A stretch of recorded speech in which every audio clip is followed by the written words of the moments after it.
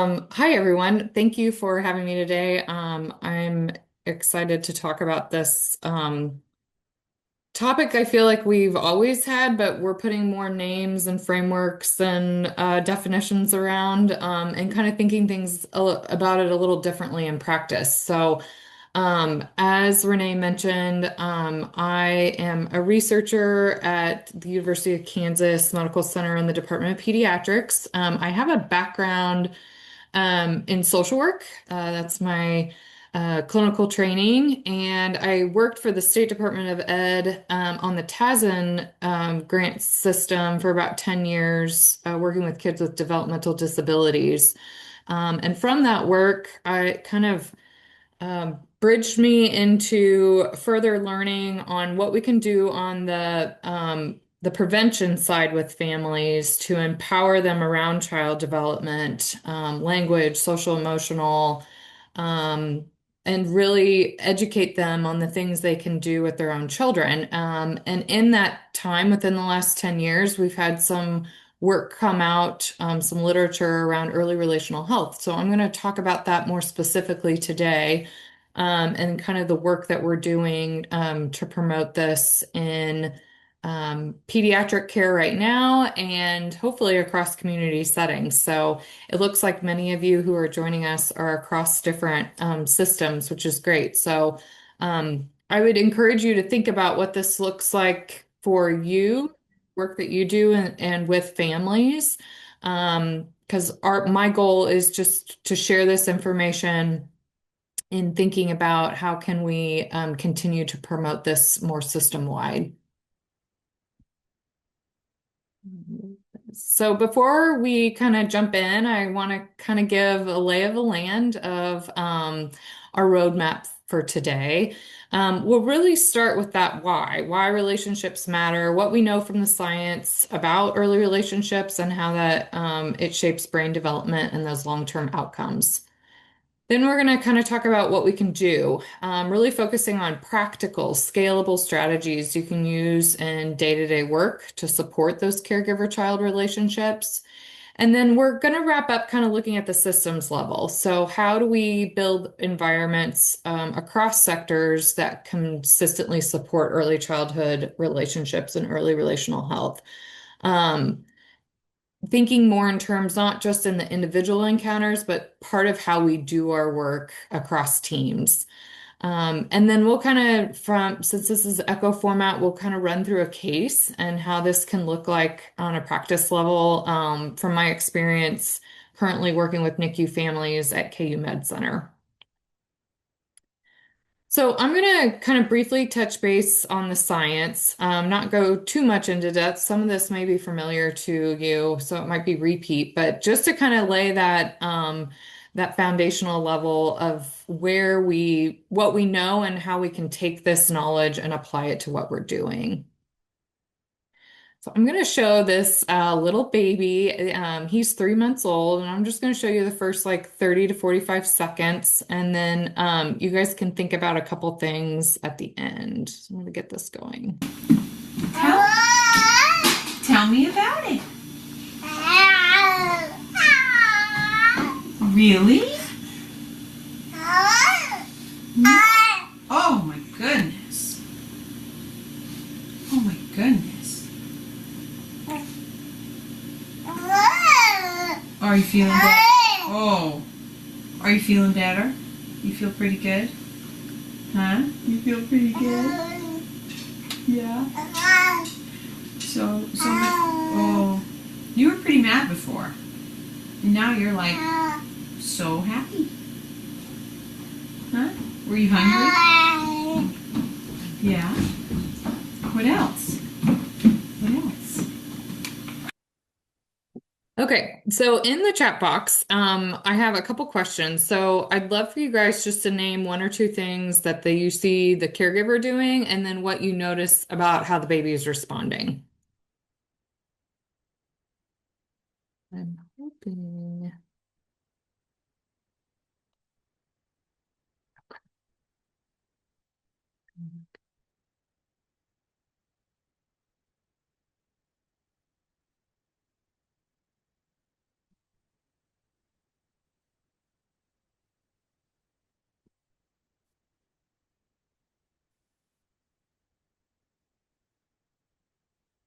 Okay, so we got mothers acknowledging the baby, caregivers talking and engaging, babies responding by jabbering. Yep.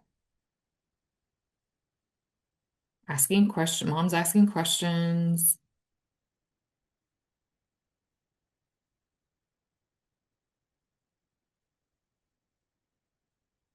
Caregivers responding with more than just mimicking, making eye contact. Very good.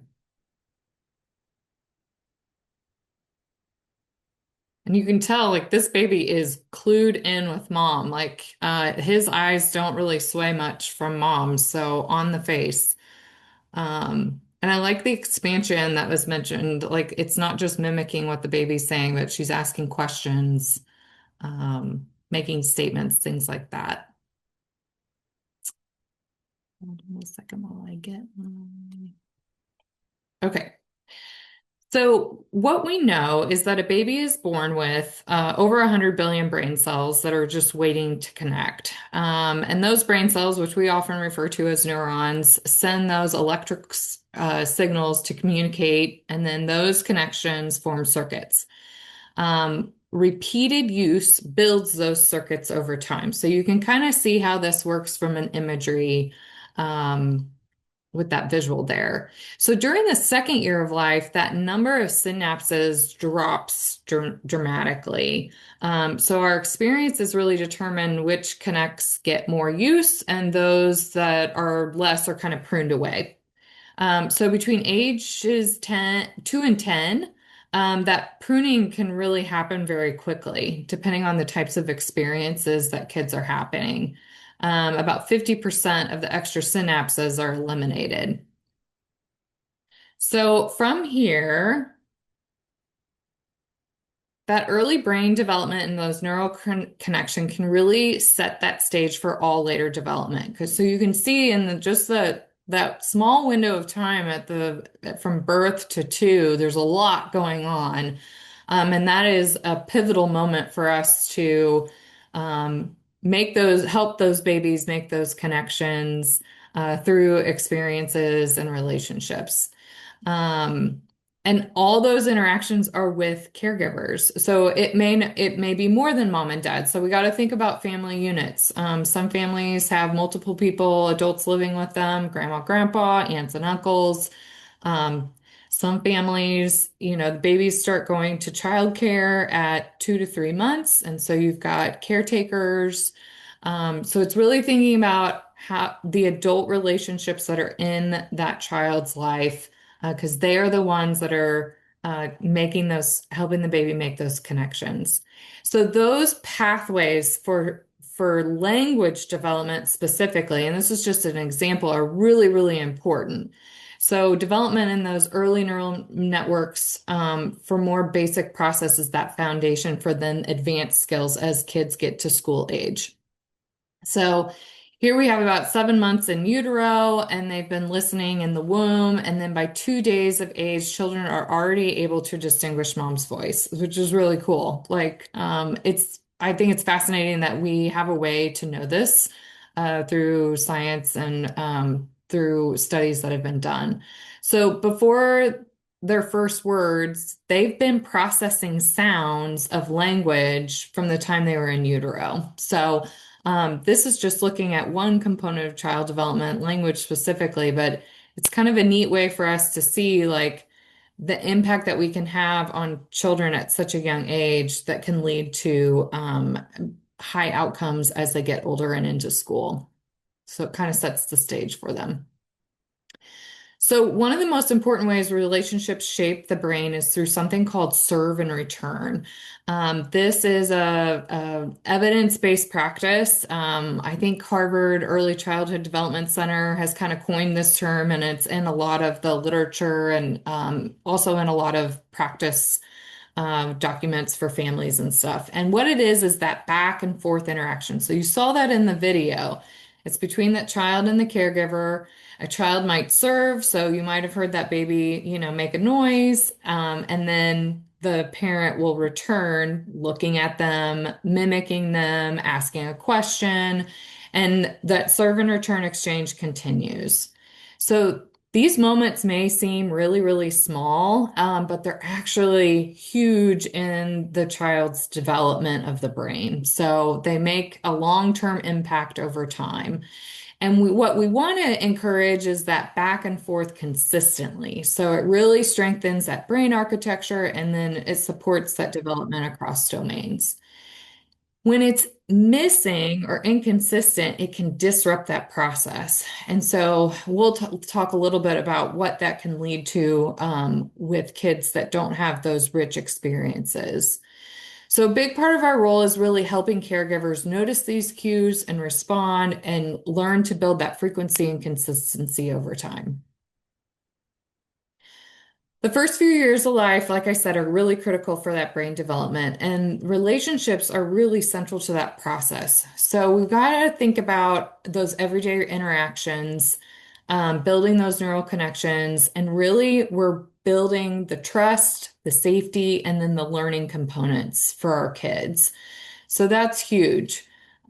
Just like children need nutrition and sleep, which we talk about a lot, that first year of life, they really need responsive relationships. So that's not extra, it's just part of that essential packaging. And I think that's where we've put the science together around this and are really trying to promote this across systems so that it's being communicated to our families of young children.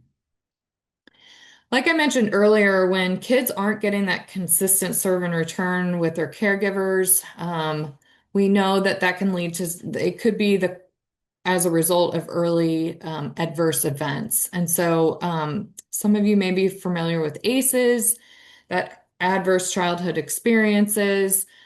From that research, we know that early adversity can have really long-term impacts on health and development. And we typically don't see those impacts and really until school age, or especially around the development area. And health, we may not see until much later. It just varies from person to person. But what we do know is that now is that relationships are that protective factor. And so just thinking about and asking those questions with families, how they're engaging with children, who's engaging with children, and what that looks like. We're living in a time right now where technology has boomed really fast and has become a big part of everybody's lives. And so we still don't know scientifically what that's doing to health and development outcomes. We can suspect, and there's some early studies that are showing us, but we really got to think about what are those contextual factors and what are the other components in today's families' lives that could be impeding on building those relationships and having those serve and return moments. When we invest in these early relationships, we see that those lasting benefits, especially school success, reading levels are higher, math levels are higher, attention in the classroom is higher. All the research is there, especially with kids, in early elementary, so 6 to 10 years old. So they don't just support, those relationships don't just support development, they really protect and can even heal some of our kids depending on, the type of environmental situations they're in. So if we step back and connect all of this, if early experiences are shaping that brain development and relationships are the primary way that those experiences happen, then supporting relationships isn't an add-on. It's actually central to that prevention piece. And that's across development, health, and safety. So I'm going to pause right here, see if there's any questions. Go ahead. You can unmute yourselves or put them in the chat. If there's not, we'll continue on. But please feel free throughout this just to chime in if you guys have any thoughts or any questions.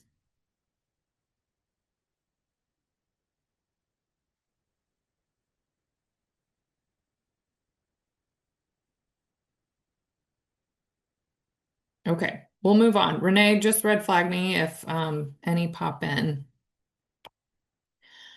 So I'm going to briefly kind of explain early relational health. It refers to the quality of the relationship between a child and their caregiver. and how that relationship supports development. It also includes things like responsiveness, emotional connection, and then that sense of safety and trust, which I mentioned earlier. And what's important here is that our focus shifts from just the child to the relationship itself. So, because that relationship is really where that development takes place. Some more data here internationally, and as you can see in the United States, if you look closely here at this world map, you can see that darker color, which is where we are. Our families are experiencing high amounts of stress. We are the leading country in the world for high an increasing stress percent. And that's something that we need to keep in mind. That's that context piece that many families are living in. So, across the country and also here in Kansas, families are experiencing that higher level of stress, whether that's related to mental health, burnout, or broader life pressures. Um, Similarly, we have high rates of child maltreatment here in our country. And what we know is that when stress overwhelms a caregiver's capacity, it can disrupt those critical relationships we've been talking about. So if you think about a caregiver who has high levels of stress, the um, consistency of providing that relational care with their child decreases. And when that relationship breaks down, then prevention breaks down, and it then leads to those health and development outcomes that we're trying to promote with our kids. We want to get higher with our kids. So that's why this topic in early relational health is so important. It really gives us a way to actively support families in the contexts in which they're living right now. So if you're thinking about supporting this, what does that actually look like? The good news is it's observable. So if you have direct contact with families, if you have an opportunity to observe them, you can see whether there's that back and forth interaction, how caregivers are responding to cues, and how they comfort and help regulate their child. We can also hear it in language, so how caregivers engage, label emotions, and connect. And that's important because it means this isn't abstract. These are everyday moments that we can really work with the families and strengthen those relationships that they're having with them. So it is observable and it's also actionable. So we're going to go on to talk about some of the strategies that we can do. So now that we recognize what early relational health looks like in practice, the next question is how do we actively strengthen it? So the good news is that early relational health isn't something separate from our work. It shows up in everyday interactions, it shows up in routines, small moments, and so there's practical evidence-informed strategies that we can do to support it. So we're going to shift from understanding to how we kind of promote it and what this kind of looks like with our families. So I like to think about early relational health across three levels of care. So at the bottom, we're going to start at the bottom here, which is your universal. And some of you may be very familiar with the triangle approach. It's often used in the school settings. MTSS, I know in Kansas promotes this, but it's your tiered level of support that we think about when providing care and services to our families.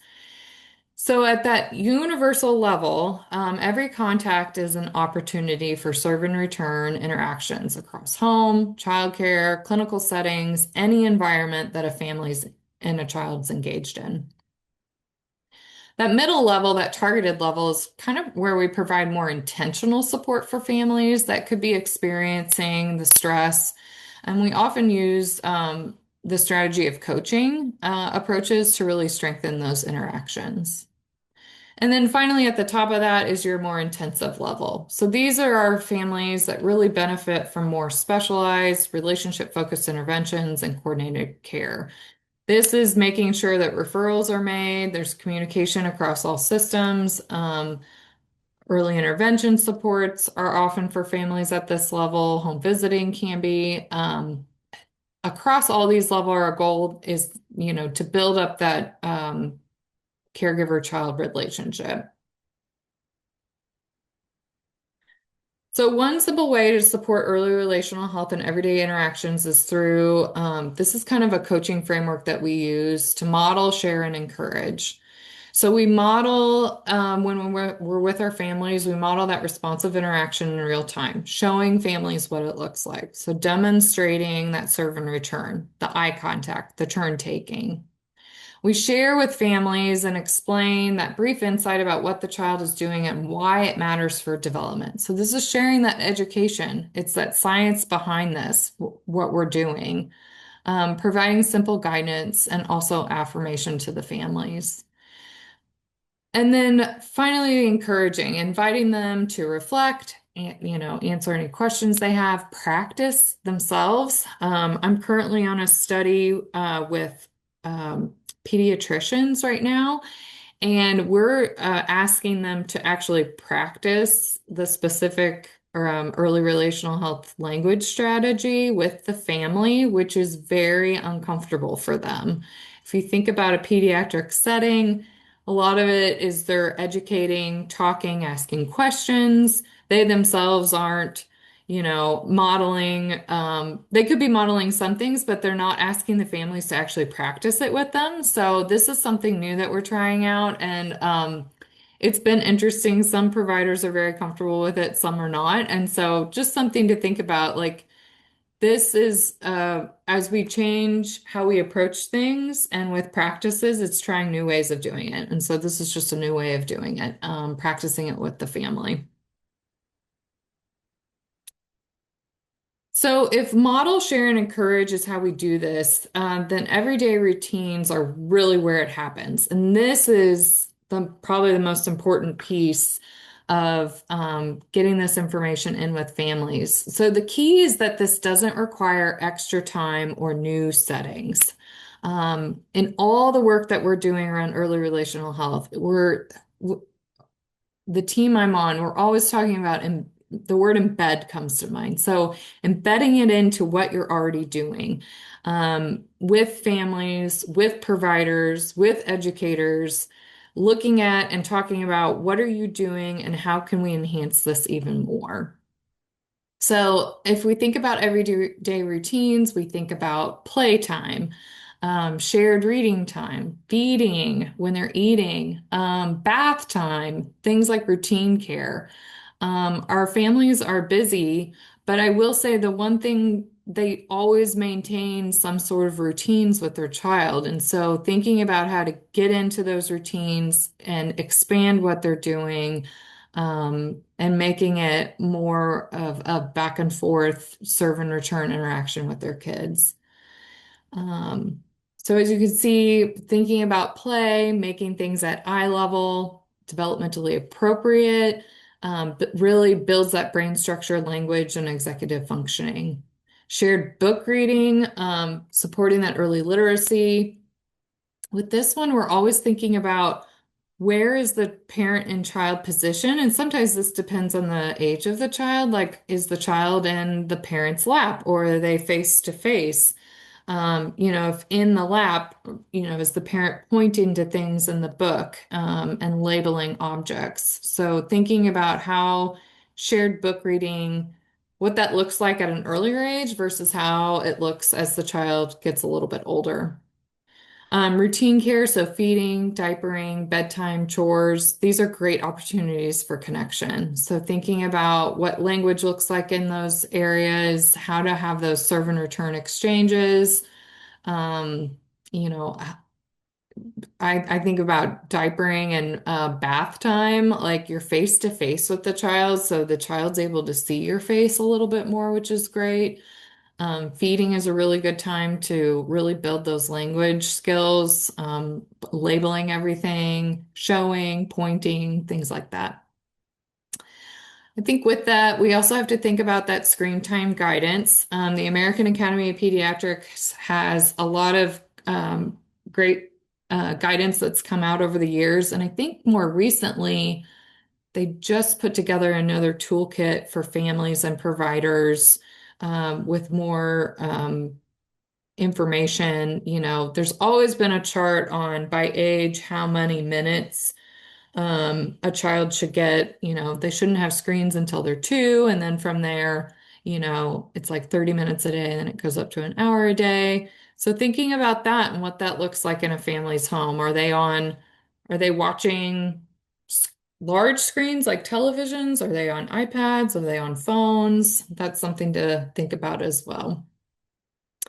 And then, as I've mentioned, engaging all the caregivers. So, when you're working with a family, thinking about their own individual context and who's involved in that child's life, who's their village, who's interacting with them, and how can you, um, work across, get this information across all of them so that there's consistency for that child. And then, of course, across settings. So, what type of settings is the child engaged in, is really, really important as well. So that targeted support for families who are experiencing some extra challenges, that could be stress, isolation, other life pressures. They could benefit from some targeted support. I really think about, like, since COVID, I've just noticed in my own community that, we have families that have moved here without grandma and grandpa. And it could be for a job, or it could be because of cost of living. I know in our community, we had a lot of families move here from California because it was just, high cost of living. But they came here without their support systems. And so sometimes our families can feel a little isolated, and finding community when your child's not engaged in any, childcare or school-like settings can be a challenge. So that's something to think about, like what's available in the communities for the families to be a part of. For our families who experience really higher levels of stress, we may need to be more intentional.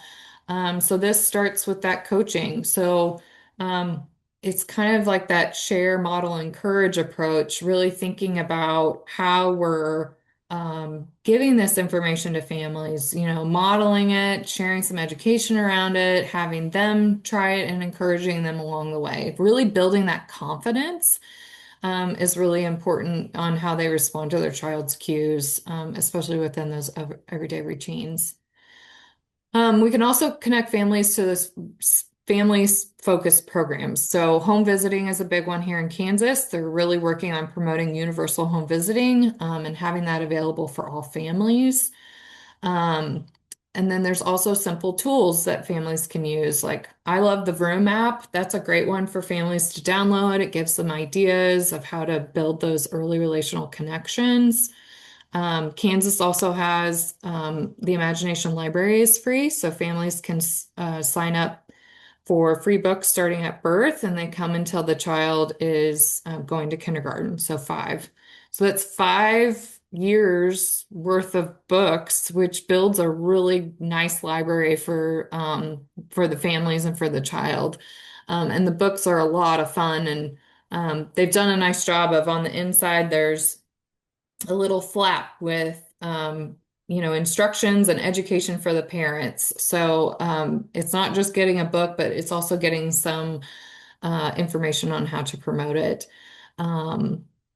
The another app that I didn't list on here, but specific for child development, is the CDC's Learn the Signs Act Early app, and that monitors child development. And that's a great app for families to use and fill out at those well child visit points. So each time they go in for a well child check, there's a simple questionnaire they can fill out about the child's activities and how they're responding to those things. And it gives the family information on what to monitor and what to work on.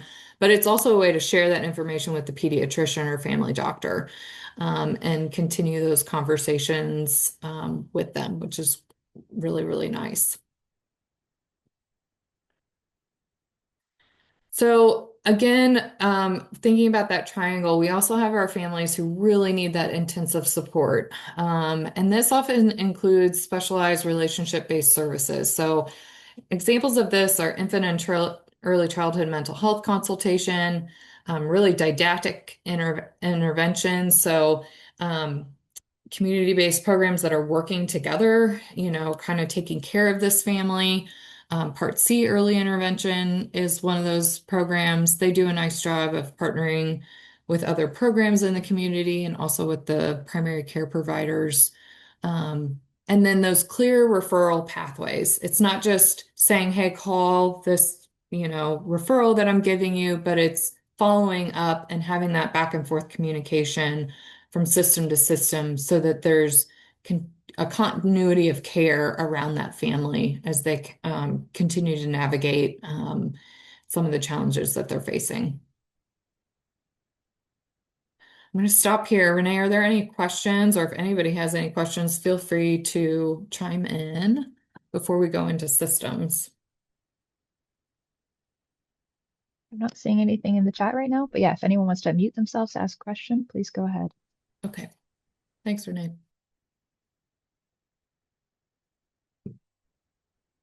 I had a question. This is Lindsay. Hi, Lindsay. Hi, you mentioned the different sizes of screens. Could you elaborate on whether or not like a bigger screen or a smaller screen has a bigger impact on the child's development? So from what I've read in the literature, I don't know if we know that direct impact, Lindsay. I think that's a great question and probably one that someone in is focusing in on. What we do know is that there's been some eye studies done with kids with autism, and what they've noticed, and this is work out of Georgia, they've noticed that the way that the eye and the pupil is responding when a screen is closer and smaller, it's impacting the vision. Whereas if it's bigger and further away, the child's vision isn't as much impacted. So we do have some information around that specific to how that then impacts development later on and outcomes. There haven't been any specific studies around that. So does that help answer your question? Yeah, a little bit. Thank you. Yeah, of course.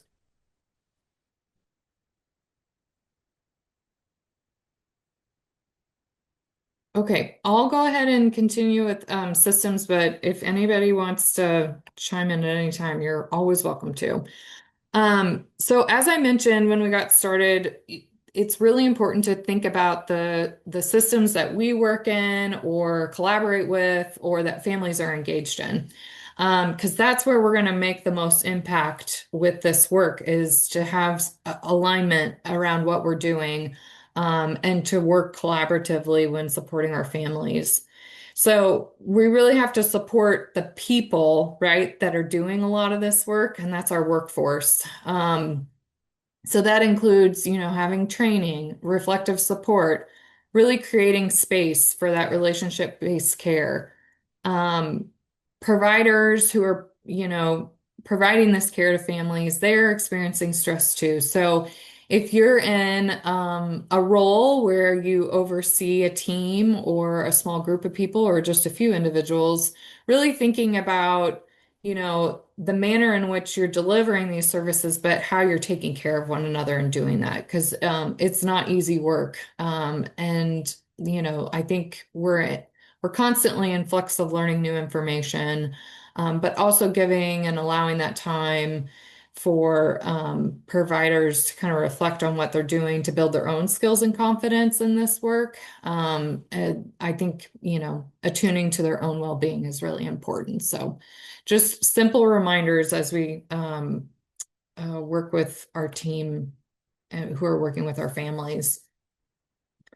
I think the other piece with this is that partnership with the families. So how we intentionally engage with caregivers, thinking about the whole family unit, thinking about fathers, how they're involved. There's a lot of new work coming out around father engagement, which is really cool because we're living in new times, and fathers are involved in a different way than 10, 20, 30 years ago. So just thinking about their involvement and what that looks like, and having that partnership. Some practical strategies thinking about when you're visiting or calling with a family, catching up, what works best for them.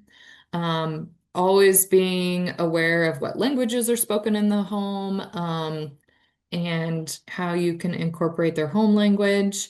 Um, that coaching piece, what that looks like, practicing that, and using that with families, and then always recognizing the family strengths within the context that they're in. So building on those is very important.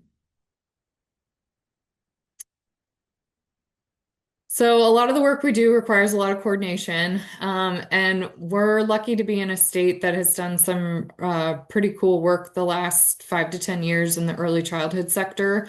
And there's been some strong programs that have come out that have helped with that coordination piece, and also that continuity of care that I feel like we're trying to deliver with families.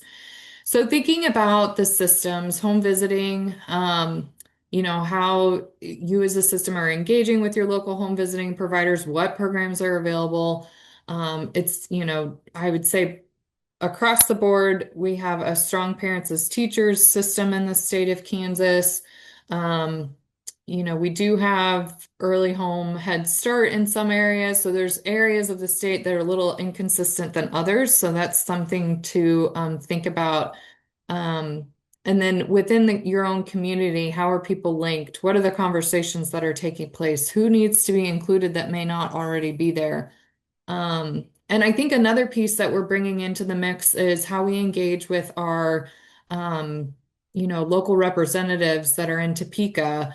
Um, you know, uh, how can we educate them? How can we get them the information of what's really going on the ground within their own communities so they can represent the communities, that they were voted to represent, and can be a voice for our families in the communities. So that's another layer to think about in terms of initiatives and funding, and workforce development. So as you can see, KDHE, and KSDE, and a lot of our state offices have been working together. And now we're going to have a new office in July, the Office for Early Childhood, that's going to house a lot of these programs together. So still more change to come, within the next few years, as they transition to that. But it's an exciting time, as we continue to do this work in Kansas. So we've talked about how early relational health is supported across systems, and now we're going to shift to kind of applying it to practice, and kind of think about that. And this is a time I'm going to share an example from my own work experience, but I want to open this up to you guys, just for you guys to share a little bit more about your own experiences and what this may look like for you guys, because I think this is a platform where we can learn from each other. So just think about where you see opportunities to support this, the systems that you're engaging in, and then we'll kind of have a discussion around this work. So the case that I'm going to present to you today, I have an opportunity to provide consultative mental health care in the NICU setting at KU Med Center. And so these are our families that have, we have a spectrum of babies there, from premature cases, babies born as early as 23, 24 weeks, to some babies who just need, a week's worth of care, feeding support. They may have had lower oxygen levels. Being in Kansas City, we have Children's Mercy, and so some of our more extreme cases do go over there to their NICU, just depending. But a lot of our families are high needs. It's first-time babies or first-time NICU experiences. So the stress of that, especially if they have other children at home, is always discussions that are had with our families. So this was a family that I worked with. Baby was born at 27 weeks, and this was their seventh child. So there were 6 other kids at home, and one of the biggest challenges that mom had was transportation. Dad worked out of the home and they only had one car. So she was at home, and then this baby was in the NICU for close to 3 months. Low resource family. So they were definitely making ends meet as a family unit. Uh, the the strength of this family was because there were 7 kids, there were older teenagers, and so they were very helpful to mom because she had some medical needs when she got home.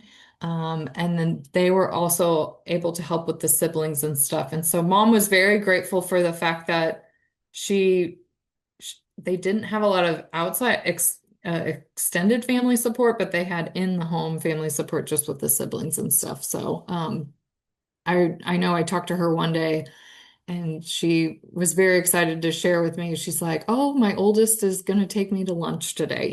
Just like little things like that that got her out of the house and she could go spend some time with her other kids. So, one thing that I worked on with this mom is supporting her in the NICU setting. Our babies are also in an incubator for a certain amount of time, and then they move to an open air crib where you can go pick up the baby and hold anytime. When they're in the incubator, that's a harder time to be connected to the baby. And so that's a time where I go in and really work with families on how they're, what the attachment looks like, how they're spending time with the baby. There's little like windows that you can open. You can stick your hands in there and touch the baby. And so I encourage a lot of talking and singing and hand holding during this time, even reading books, so that they're getting that one-to-one with their baby and that connection, even in that setting. It's not ideal and it's hard, but the families appreciate the ideas in that moment because I think for a lot of them, especially for this mom, she was at a loss of how to connect with her little baby that was in this incubator bed. So, the nice thing, the unit also has a social worker that helps with a lot of that support coordination and referrals to early intervention and home visiting. And so that's an opportunity for me to tag team with that social worker and make sure that that coordinated care is available for that family. But yeah, so I would say the coaching from the time the baby comes to the NICU throughout the time that they're there. We do a lot of educating around that transition home and things that they can do in the home environment once there. A lot of mental health support for mom. And if dad is there, often, it depends on the family. Sometimes we have both parents there, sometimes it's just one, sometimes none of the parents. For this family, I had to do some consult over the phone sometimes because of that transportation barrier. She wasn't always present.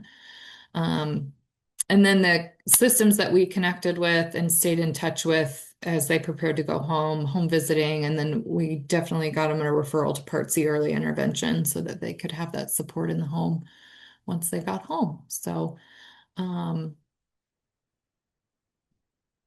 let's move into kind of discussion. I've got some questions here that we can kind of refer to. So I'm going to kind of open this up. You guys are welcome to use the chat or or you can unmute. But I'll just start with the first one here. What kind of stands out about this family's context, key relational strengths and stressors that I shared. And if you prefer to talk through your own case, we can do that too. So I'm open book right now as we close out today's session.